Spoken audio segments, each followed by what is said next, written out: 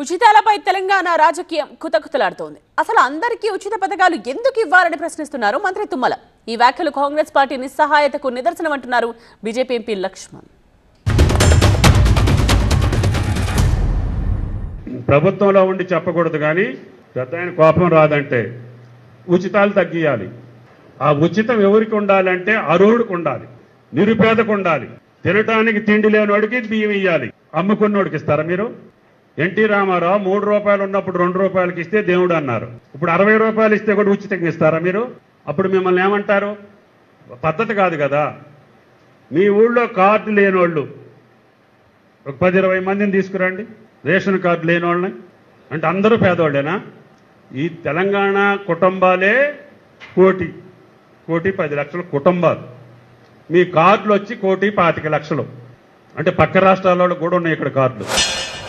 Congress party మేము మొదటి నుంచి చెప్తున్నాం, వాళ్ళ యొక్క నైజం ఇవాళ బయటపడుతూ ఉన్నది. ఎన్నికల ముందేమో 6 గ్యారంటీలు 420 హామీలు ఇచ్చి ప్రజలను మోసం చేసి ఎన్నికల్లో ఓట్లు రాబట్టుకొని తీరా ఇప్పుడు అధికారులకు వచ్చిన తర్వాత రేవంత్ రెడ్డి గారు కూడా మరి ఇవాళ కూనీ రాగాలు తీస్తూ ఉన్నారు. ఉచితాల పేరు మీద మీరు మభ్యపెట్టి ఇప్పుడు తీరా చూస్తే ఏది సాధ్యం కాదంటున్నారు. 4,000 పెన్షన్లు అన్నారు, నిరుద్యోగ వృద్ధి అన్నారు, అది తులం బంగారం అన్నారు. అన్నీ కూడా అడ్డకెక్కించి ఇప్పుడు పబ్బం గడిచింది కాబట్టి మాట మారుతున్నారు. అందుకనే మోదీ గారు చెప్పింది చేస్తారు, చేయగలిగింది మాత్రమే చేస్తారు. అందుకనే ఇవాళ కాంగ్రెస్ పార్టీ వాళ్ళ అసలు రంగు ఒకటిగా బయటపడుతుంది. మంత్రులు కూడా తమ నిస్సహాయతను వ్యక్తం చేస్తున్నారు. ఈ ప్రభుత్వాలు నడపలేని పరిస్థితి ఈ యొక్క కాంగ్రెస్ పార్టీ తీసుకొచ్చింది.